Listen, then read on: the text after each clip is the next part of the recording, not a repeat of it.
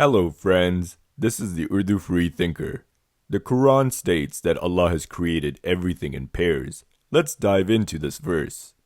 وَمِن كُلِّ شَيْءٍ خَلَقْنَا زَوْجَيْنِ. And of all things, we created two mates, perhaps you will remember. The phrase used here in the Quran is كُلِّ شَيْءٍ. The first word used here is kullu, or here it is kulli because it comes after the preposition min, so it's in its genitive state. But either way, it means every or all.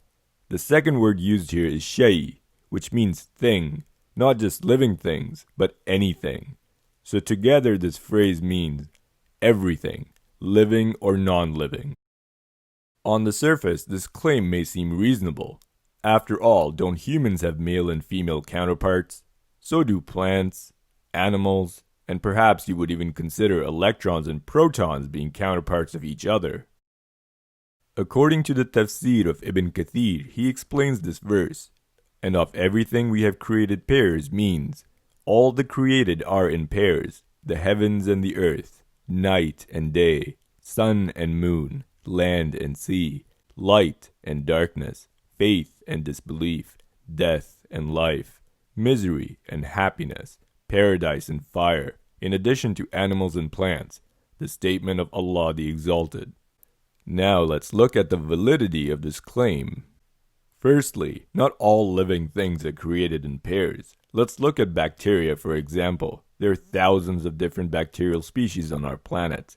None of them have genders, sex, or are in pairs.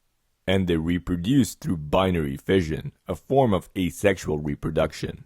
Furthermore, there are millions of different species of fungi, and not all fungi can reproduce sexually. They often produce asexually by fragmentation, budding, or through production spores.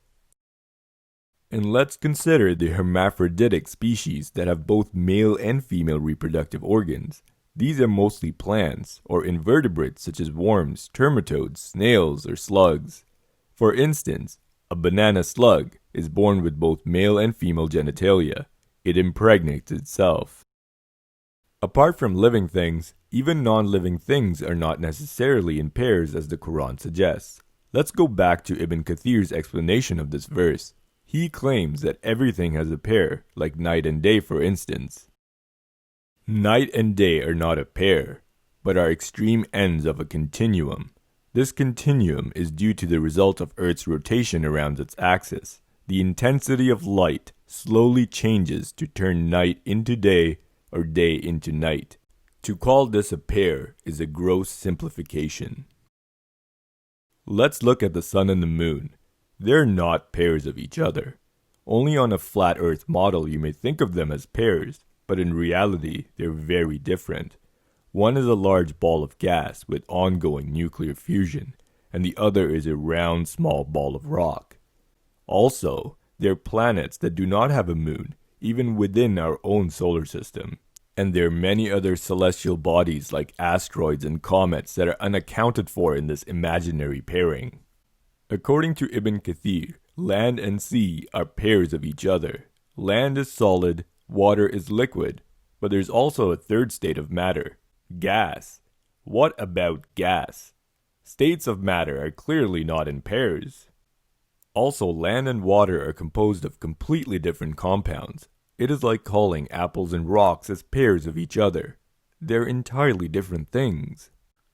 Also, light and darkness are not technically pairs. Darkness is not an entity. It is not a real thing. Darkness is simply the absence of light. This is like saying having a ball and not having a ball are pairs of each other. Again, you can choose to believe in Islam. That is your choice, and I respect that.